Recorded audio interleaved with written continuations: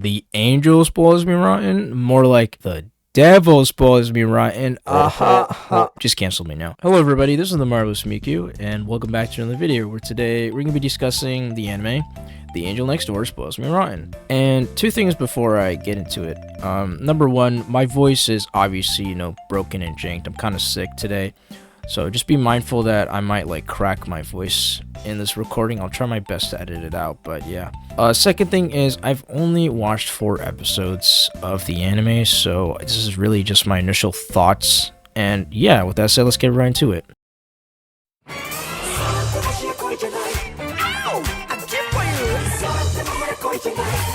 So I think what I want to touch upon first is the plot. The plot, I think, is the main thing to go around, because I think this is a major point on why this anime is really good in my opinion so far. So obviously it's the standard rom-com situation where, two strangers, they're saying who are you? Why are you even talking to me?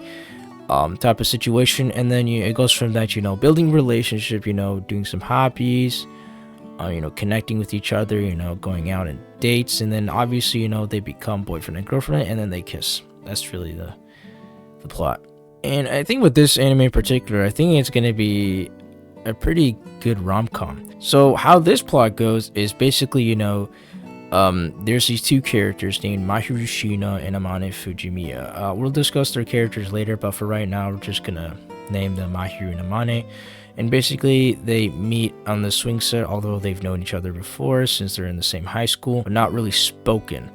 So basically, Amane gives a favor, it gives Mahiru his umbrella, and Mahiru feels bad. Amane's walking in the rain without an umbrella. Which, by the way, why is Mahiru not bringing an umbrella while she's outside? That's kind of crazy, don't you think? Although technically speaking, this is kind of the reason why I got sick in the first place. So yeah, me and Mahiru kind of relate. And being Mahiru, she wants to compensate Amane by giving him his umbrella back, and giving him a favor, which is give him some good food.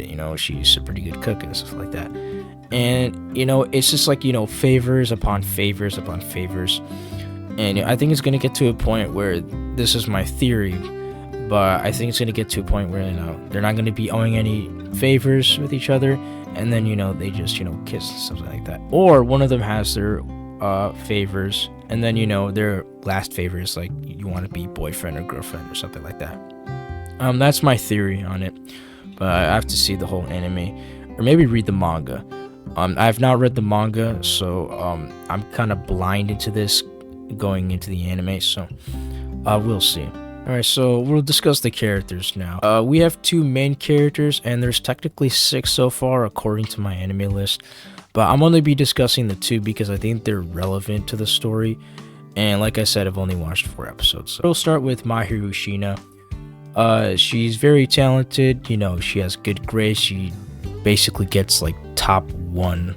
She's the top of the top when it comes to exams. She's very modest, very kind. She's very disciplined, and as I mentioned before, she knows how to cook. So I think what I like about her is her principles are very justified. So we get into her her status on not having a boyfriend. She's single, and I think that's pretty cool, although technically speaking, she's gonna have a boyfriend at the end of the anime, so yeah, she won't get everything that she wants. She's also very dependable.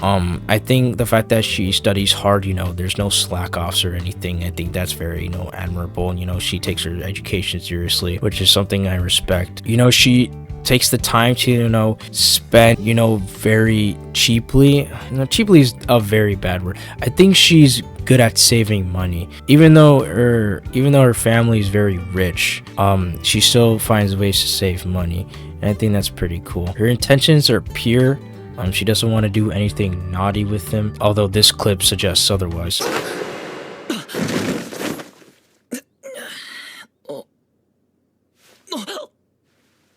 藤宮さん、こういうことがあるから片付けるんですからね。Yeah, not very angelic, huh? Yeah, and I think with like Mahiru, I want to see like her build her character. She's kind of this introvert. But yeah, I want to see her build her character. She wants to be exposed to a different world. She's kind of, it feels like she's very closed and very lonely. So next main character is Amane Fujimiya. And his characteristics, he's basically like somewhat of an inferior version of Mahiru in that he basically scores top 30 in Japan, or not in Japan, but in his school, which is still pretty impressive. You know, I graduated top 10 in my high school, but I think still top 30 is still pretty impressive. But he's kind of the exact opposite of Mahiru in terms of, you know, his laziness and his, you know, his neglect of actually cleaning his apartment. I mean, look at this mess. Come on, man. Do you actually live in this environment?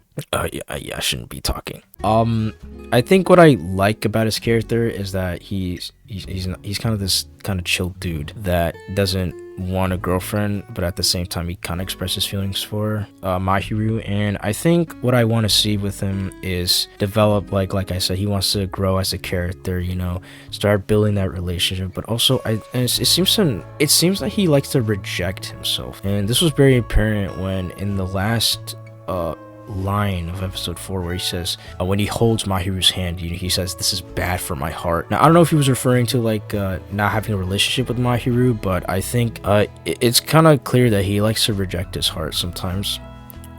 You know, he doesn't go all out, and sometimes when he does listen to his heart, it goes the right way, but he doesn't take advantage of it. And yeah, like I'm calling blind to this. This is my expectation.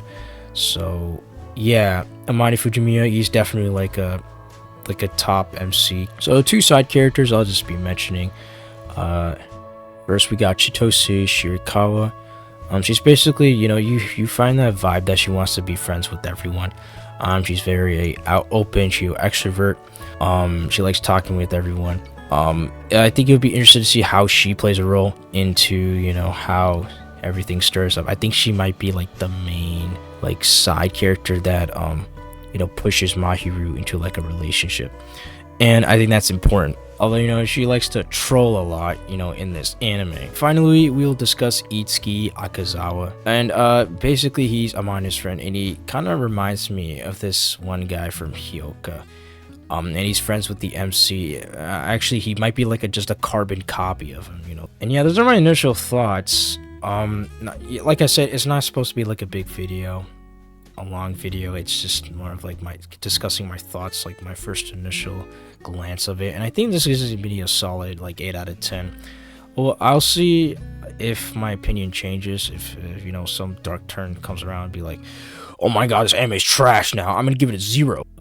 I think like, I don't know, like nothing's topping my favorite romance anime, which I'll make a tier list of. Actually, one more thing I want to mention before I end the video. My last video got 340 views, which is like, I know that's abysmally low, but like considering that, you know, this is technically my first video since like 10 months, I think that's pretty impressive, I guess. But yeah, you know, let's hit like 500 views, you know, get like at least 20 likes. You know, some comments would be appreciative. You know, what do you want to see from my other videos? And yeah, thank you all for watching. Like and subscribe. Comment down below what you want to see in the next video. And yeah, I'll see you then.